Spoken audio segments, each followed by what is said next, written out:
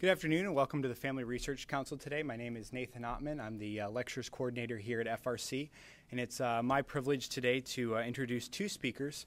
They're going to be talking about a topic I think that is very important for our time, and that is the topic of unity. Unity is a popular thing. It's something people enjoy talking about, but we rarely think about the importance of unity in a national context.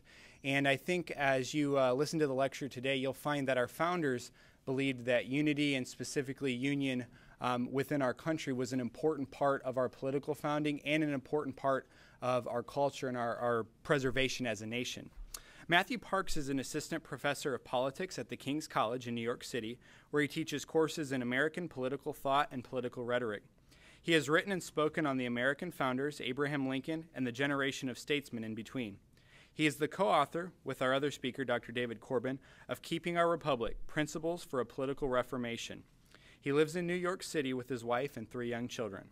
Our second speaker today will be Dr. David Corbin, who teaches classical political philosophy and politics at the King's College as well. He has written a book on Thucydides' history of the Peloponnesian War and has co-authored Keeping Our Republic, Principles for a Political Reformation. He's also authored a book on Aristotle's politics. He is currently working on a manuscript titled Shakespeare's Prince, and he's a former New Hampshire state legislator who resides with his wife Katie in New York City. They have 5 children: Alex, Catherine, Patrick, Eliza, and Jack. So you can imagine that keeps him very busy as a father. Without further introduction, I'll ask Dr. Parks to come up and speak to us today.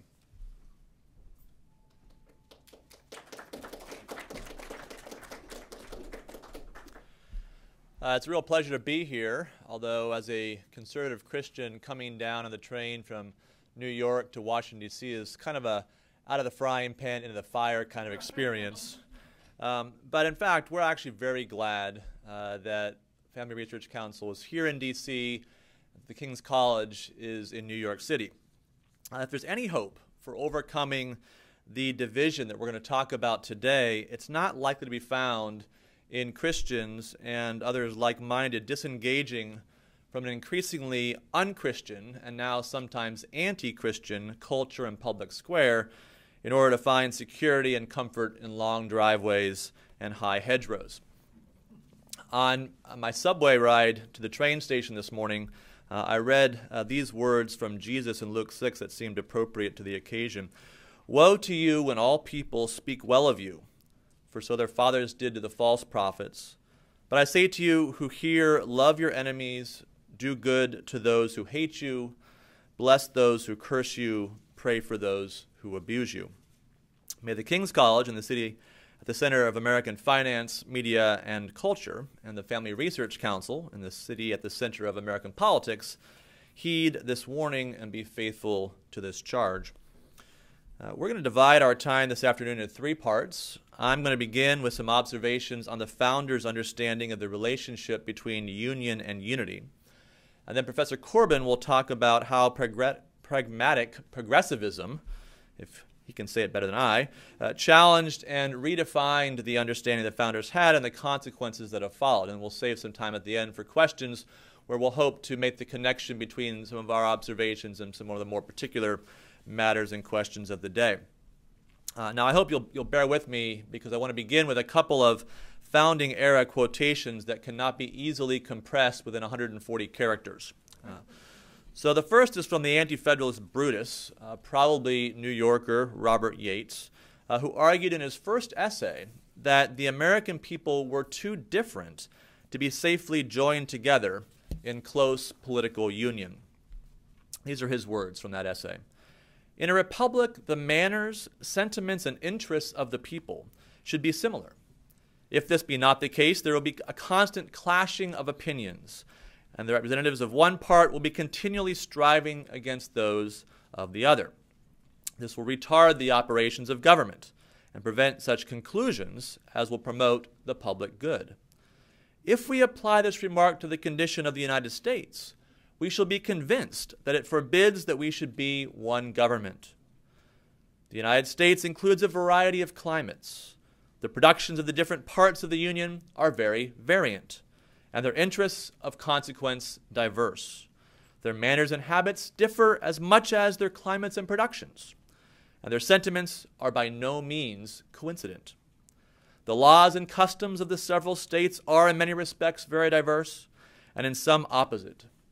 Each would be in favor of its own interests and customs, and of consequence, a legislature formed of representatives from the respective parts would not only be too numerous to act with any care or decision, but would be composed of such heterogeneous and discordant principles as would constantly be contending with each other. An impossibility, in other words, for Brutus to join the United States together in close union. However, John Jay, writing as Publius, responded just 2 weeks later in Federalist 2 with a very different picture of the American scene. It is often, he says, given me pleasure to observe that independent America was not composed of detached and distant territories, but that one connected, fertile, wide-spreading country was the portion of our Western sons of liberty. And skipping down, he continues, with equal pleasure I have as often taken notice that Providence has been pleased to give this one connected country to one united people. A people descended from the same ancestors, speaking the same language, professing the same religion, attached to the same principles of government, very similar in their manners and customs, and who, by their joint counsels, arms, and efforts, fighting side by side throughout a long and bloody war, have nobly established general liberty and independence. This country and this people, he concludes, seem to have been made for each other, and it appears as if it were the design of Providence that an inheritance so proper and convenient for a band of brethren, united to each other by the strongest ties, should never be split into a number of unsocial, jealous, and alien sovereignties. Now, frankly, it's hard to believe that Brutus and Publius are describing the same nation. While Brutus talks about geographic differences, Publius emphasizes the connectedness of the American territory, where Brutus observes diverse, even opposite laws and manners. Publius sees a single people from a half-dozen different perspectives. Now, these descriptive differences mattered in 1787 because of where Brutus and Publius agreed on the principle that union and unity must advance and recede together. This idea, in fact, was embedded in the colonial experience leading up to the American Revolution, when, after the French and Indian War, Americans began to assert the long-standing British principle, no taxation without representation. The most far-sighted were not pleading for seats in the House of Commons. That was not the logical deduction they drew from that principle, but rather for local control of taxation by their colonial representative assemblies. Why? Because there was no ultimate community of interest between the American colonists and the residents of Great Britain, at least as respect matters of internal government. As Samuel Adams noted, every burden they lay on the colonists is so much saved or gained to them. Thus, in the words of John Adams, the king, lords, and commons will constitute one great oligarchy, as they will stand related to America. A voting block of 1/4 the members of the House of Commons, which would be the approximate number appropriate to the population of the United States at that time, would find itself perpetually outnumbered, without any hope of protection from the House of Lords and King, since the three branches of the mixed British regime would be co-conspirators, not rivals, in their relationship vis-a-vis the American colonists. A month before Lexington and Concord, the eminent British statesman Edmund Burke argued forcefully that acquiescing in the home rule the colonists demanded was in fact the only way to preserve the empire. A stronger union, led by a parliament able to legislate for the colonies in all matters whatsoever, could only be produced at the point of the sword. We know, of course, what followed. Anti-Federalists like Brutus applied the same logic in their critique of the Constitution. No union without unity, or rather, no more union than unity.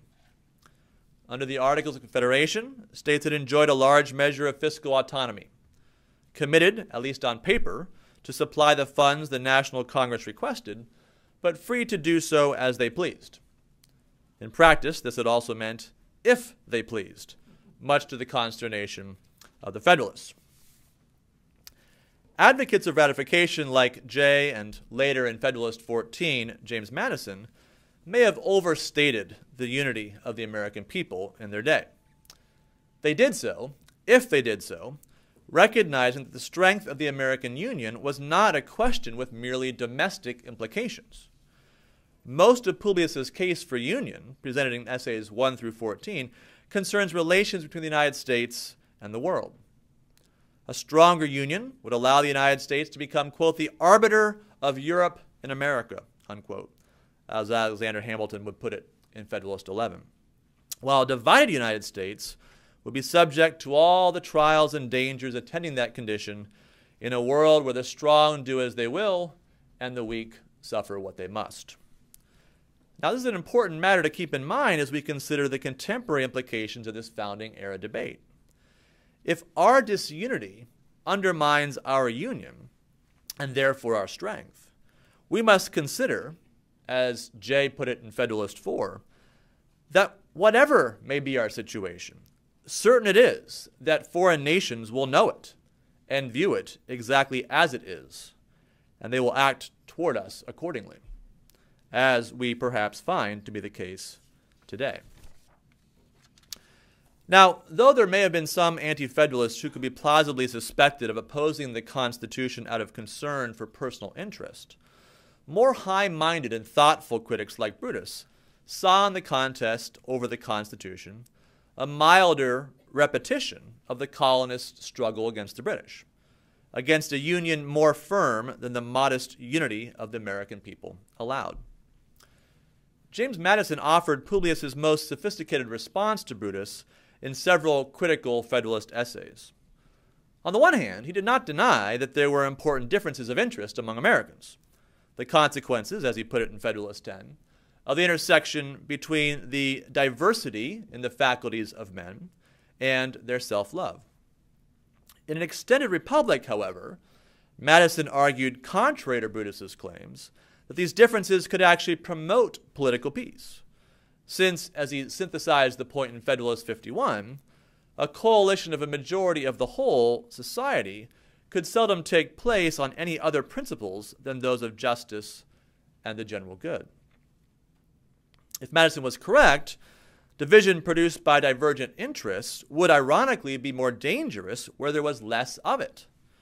In the small, homogeneous, state-sized republic admired by Brutus, rather than the continental republic of republics advocated by Publius.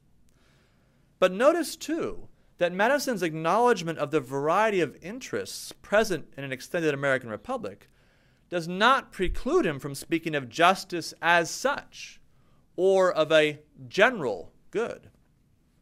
Varied interests can and should be reconcilable in a whole that is more than the mere sum of the parts. Advocates of every cause should measure their agenda against the plumb line of justice, the end of government, the end of civil society, which ever has been and ever will be pursued until it be obtained or until liberty be lost in the pursuit, as Madison had wrote earlier in Federalist 51. The same point is embedded in complementary language in Madison's Federalist 10 definition of a faction. By a faction, he says, I understand a number of citizens, whether amounting to a majority or a minority of the whole, who are united and actuated by some common impulse of passion or of interest, adverse to the rights of other citizens, or to the permanent and aggregate interests of the community. Factious behavior is wrong, Madison argued, because it acts against the rights of other citizens, or the permanent and aggregate interests of the community. Madison suffered no embarrassment in making such a moral claim, nor expected much dissent. This was a truth few, if any, would openly challenge, in his day at least. Differences in interest did not preclude unity in first principles. Madison answered Brutus then by arguing that it was necessary to establish a more powerful national government to protect rights and pursue justice, and that it was proper to entrust that government with powers able to reach all American citizens, whose permanent and aggregate interests could be expressed in a general good. But there's one more quality that Madison asserts in Federalist 43 is necessary for intimate union, a common republicanism. In a confederacy founded on Republican principles, he writes, and composed of Republican members, the superintending government ought clearly to possess authority to defend the system against aristocratic, monarchical innovations. The more intimate the nature of such a union may be, the greater interest have the members in the political institutions of each other, and the greater right to insist that the forms of government under which the compact was entered into should be substantially maintained. Constitutionally, Madison argues, only aristocratic or monarchical institutions in state constitutions violate this principle. But Madison's treatment of the Republican character of the American people elsewhere in the Federalists suggests that union might require a deeper commitment. In Federalist 39, for example, Madison admits that if the Constitution can be shown to violate Republican principles, it is, quote, no longer defensible. It is evident, he writes, that no other form would be reconcilable with the genius of the people of America, with the fundamental principles of the Revolution, with that honorable determination which animates every votary of freedom to rest all our political experiments on the capacity of mankind for self-government. Now, all three reasons Madison gives for his conclusion draw upon an assumed Republican consensus among the American people. Americans are natural Republicans. They are rational Republicans. They are passionate Republicans. Notice in particular Madison's last point, that honorable determination which animates every votary of freedom to rest all our political experiments on the capacity of mankind for self-government. Madison generously credited both Federalists and Anti-Federalists alike with being votaries of freedom. This was a point of unity, not division, within the founding generation, a key part of their agreement on first principles. Drawing together the strands of Madison's argument, it seems the sum is something like this. An intimate union is possible, and only possible, among peoples united in seeking a both real and perceived common good in a common, just, and in our case, Republican way. A people that is voluntarily traveling toward a common destination while adhering to common rules of the road. This, of course, does not preclude sharp, passionate debate over which road to take to that destination or when exactly those rules have been violated. After all, within 5 years of completing the Federalists together, Madison and Hamilton had become, respectively, the legislative and executive branch leaders of opposing parties and engaged in an anonymous pamphlet war over the role of each branch in foreign affairs that rather deliciously included Madison quoting Hamilton's own words as Publius against him. Union does not require perfect comedy. On the other hand, consider why Abraham Lincoln claimed in 1858 that the United States was a house divided against itself, which, according to Jesus' aphorism, cannot stand. It was not because the United States was divided between free and slave states. That had been true since before the writing of the Constitution, even if the balance between the two groups had shifted in the slight direction of freedom over time. What concerned Lincoln was that Americans no longer agreed that slavery was a moral evil headed toward eventual extinction. The founders' consensus on first principles, in other words, had been lost.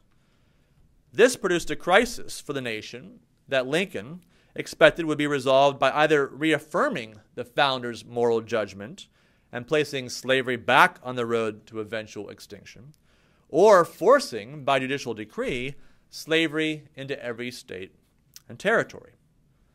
One way or the other, Lincoln expected the Union would be saved. though only the first way promised a union worth saving. The United States was not a house divided in 1787, according to both Madison and later Lincoln. 70 years later it was, with devastating consequences that Lincoln himself could not anticipate. Where are we today? And how did we get here? For reflections on those questions, I now turn the podium over to Professor Corbin.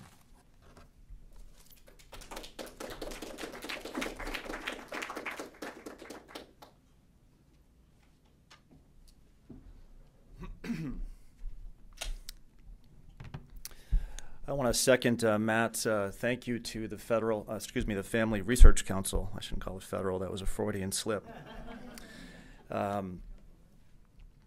For inviting us here this afternoon to give a talk on union and unity. Our talk came out of the idea that we're working on as we go through the Federalist Papers. We have seen in trying to apply the principles or distill the principles of the Federalist Papers and then apply them to today, that there's always a distortion that takes place. There's an earlier understanding or a better approximation of an understanding to a political problem, and then somewhere between then and now something happened wrong in the way that we think about a topic, and this certainly I think is the case on union and unity. So my job is to try to give the outlines of perhaps what was taking place in the United States between the Civil War and the present day on the question of what type of union and what type of unity is possible.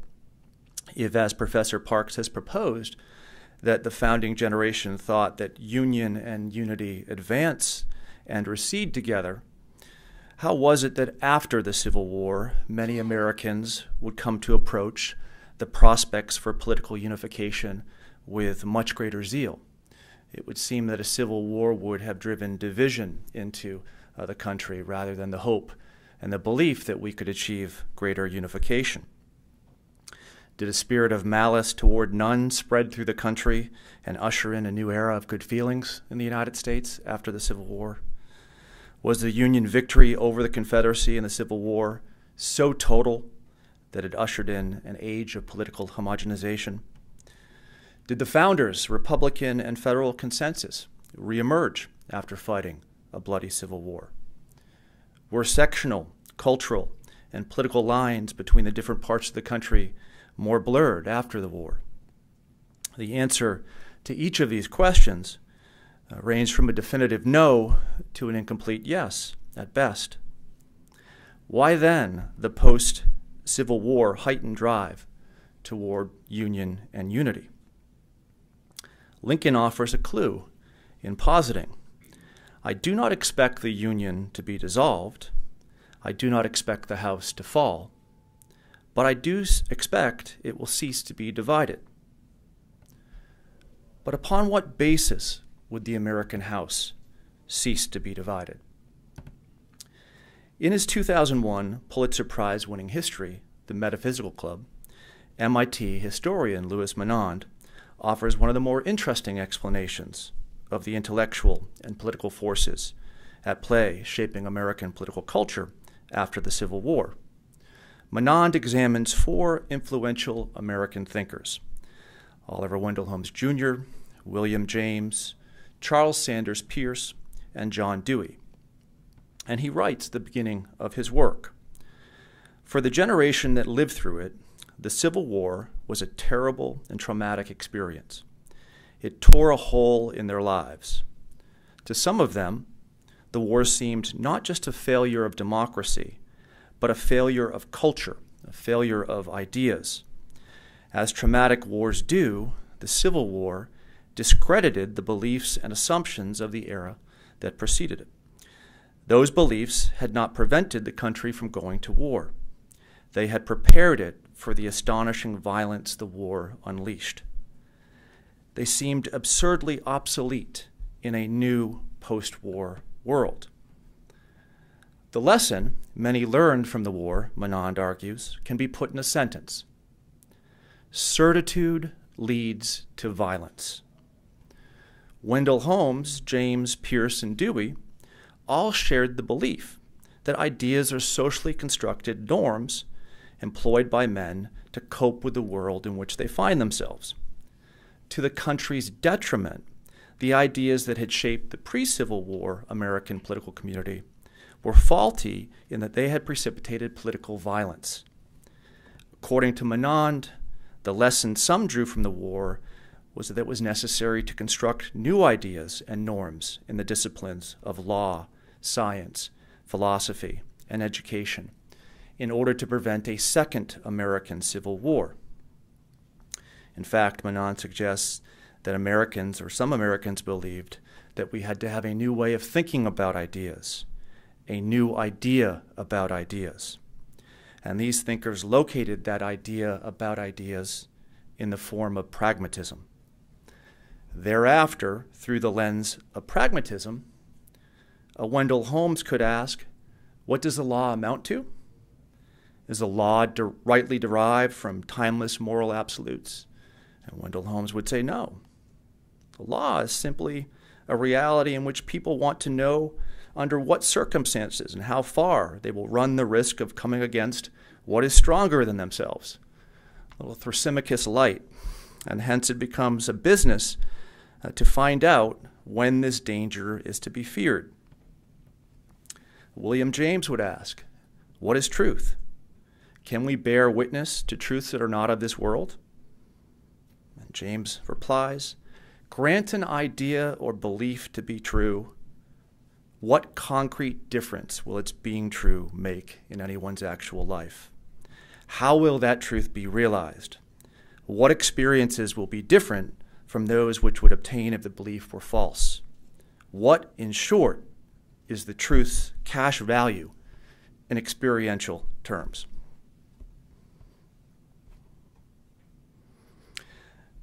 Peirce, the mathematician, could ask, through a pragmatic lens, what can we know? The axioms of geometry, Peirce says, are mere empirical laws whose perfect exactitude we have no reason whatever to feel confident of. Hence, metaphysics is a subject much more curious than useful, the knowledge of which, like that of a sunken reef, serves chiefly to enable us to keep clear of it. Lincoln, in reply, would have said, you cannot prove Euclid to be false by calling him a liar. Finally, what can we make of human differentiation? John Dewey opines, the sense of divisions and separations that I suppose, born in upon me as a consequence of a heritage of New England culture, divisions by way of isolation of self from the world, of soul from body, of nature from God, brought a painful oppression, or rather they were an inward laceration. Dewey then turns to Hegel and sees within his synthesis of subject and object a way forward for the pragmatist, suggesting throughout his works that human differentiation can be overcome, not, as Madison had written in Federalist 10, that faction is sown into the nature of man. So by referencing each of these thinkers, what Menand tries to suggest to us is that this idea of pragmatism, an idea about ideas, comes into being with great strength and holds out the promise to many Americans that if we can have an orientation, an intellectual orientation moving forward, we might not get to a place where moral absolutes bring about or bring us into another civil war. I would suggest in replying to Menand that the horrors of the American Civil War do not provide an explanation as to how American pragmatism came into being and why its hold upon the American mind grew over time. I don't think it helps us to explain why pragmatism easily morphed into progressive statism in the 20th century. And I also don't think that it helps to explain why the pragmatic progressive theory of human unity is so central to the progressive project in our day. So let's go back to what pragmatism is and try to say something. Let me try to say something briefly about each of these three questions. Pragmatism as an idea aims at the ideational liberation for the human observer from the chains of moral and cultural absolutes. The epistemic change in emphasis from thing observed to observer as a standard of right, truth, and goodness does not require the human subject to reject the political, cultural, and moral norms of his day. Wendell Holmes, for example, thought that a healthy, surface-level respect for laws and institutions that flowed forth from democratic processes was a good thing, even if we recognize that at their core, legitimization is simply a matter of personal preference. But what if this pragmatism wasn't constructed by post-Cold War thinkers, Wendell Holmes, Dewey, Pierce, and others? Because it didn't need to be invented. It was already very much embodied in American political thought and practice. And here's where I think that Alexis de Tocqueville's Democracy in America is very helpful, because I think without suggesting so explicitly, what de Tocqueville tells us in the second volume of Democracy in America is that we live very much and lived very much in a pragmatic nation prior to the Civil War. For those of you who are familiar with de Tocqueville's Democracy in America, you'll note that the last four parts of the second volume deal with democracy's influence upon our mind, our heart, and our sentiments, and then come together in the fourth and final chapter with his argument that we may be heading toward democratic despotism. Well, what does de Tocqueville tell us about our philosophical method? He says, I think there is no country in the civilized world that pays less attention to philosophy than the United States. The Americans have no philosophical school of their own, and they care but little for all the schools into which Europe is divided. But that doesn't mean that we don't practice a philosophy. Our philosophy is to evade the bondage of system and habit, of family maxims, class opinions, and in some degree of national prejudices, to accept tradition only as a means of information and existing facts only as a lesson used in doing otherwise and doing better. And here a key line in his definition. Our philosophy is to seek the reason of things for oneself and in oneself alone, to tend to results without being bound to means, and to aim at the substance through the form. Such are the principal characteristics of what I shall call the philosophical method of the Americans. He goes on in that same set of thoughts to suggest that Americans have not read Descartes, yet are the most Cartesian people who have ever lived. I think, therefore I am. The United States is a collection of I's. Every single one of us thinks of ourselves as an I. And this certainly has a consequence in how we go about our everyday business. I would say here that de Tocqueville could have very well been thinking of Ralph Waldo Emerson or Henry David Thoreau or any Unitarian or any Transcendentalist in the early part of the 19th century when he was suggesting such a philosophical orientation.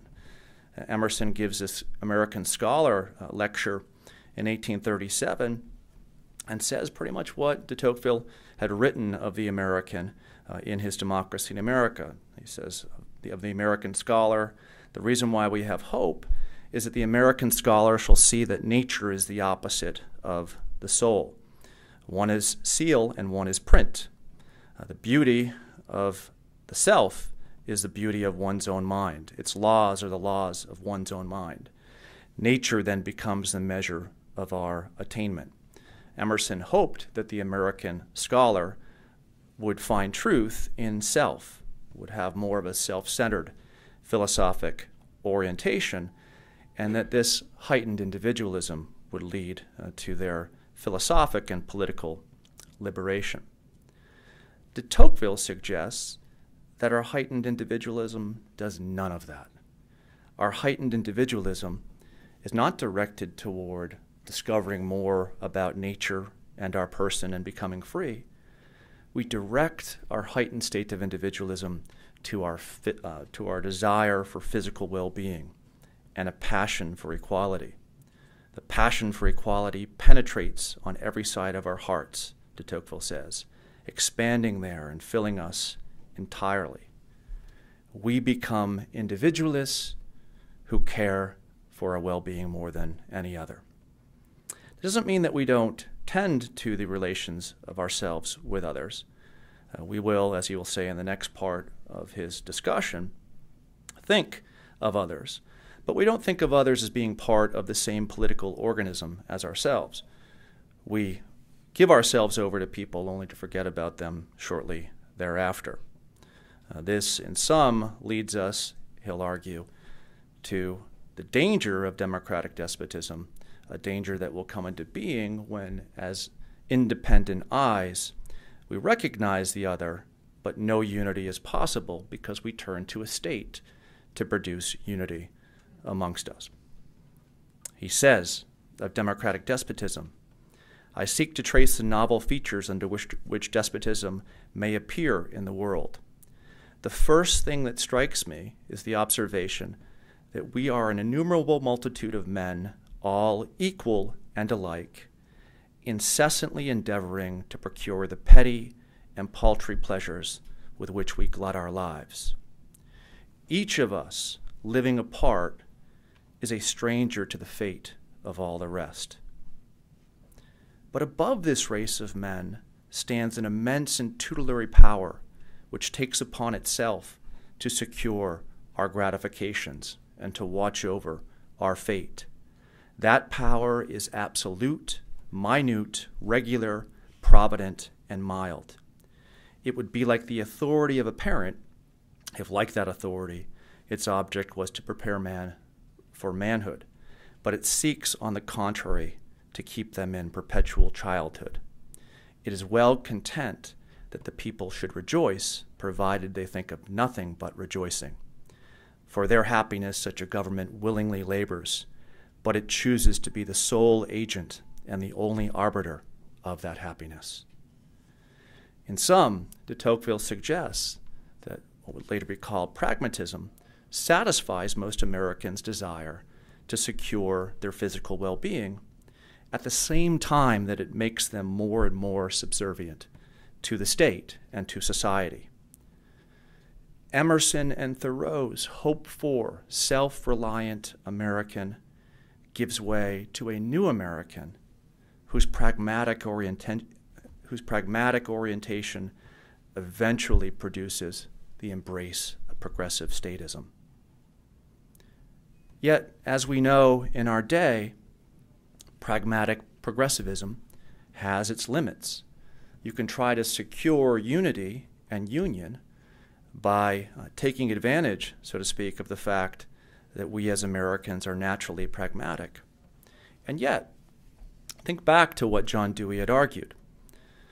He can say that we have the ability at the beginning of the 20th century to overcome the incompatibility of human interest by making and thinking of all men alike as automatons who seek to satisfy their desire for physical well-being. You can argue that faction is not sown into the nature of man. But what we've learned in our day, like any other, is the exact opposite. That the progressive attempt to build a new American House of Babel fails because we will never all speak the same language.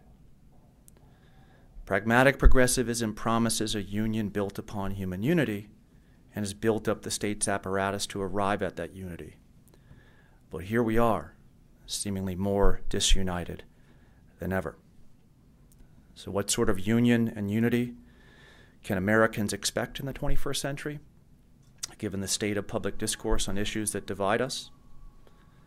On the one hand, we can move toward greater disunion through devolution of authority to the states, or we can continue to move in the direction of the buildup of the progressive state that hopes with each new tax, regulation, and other program that we become more unified, that an artificial union can be produced. We would suggest that the best alternative is neither of these two, but to move back to the model embodied in the Federalist, in which we, as Americans, understand the shortcomings of our nature, yet find some level of political redemption in reestablishing our republic of republics, pursuing a truly common good, however imperfect.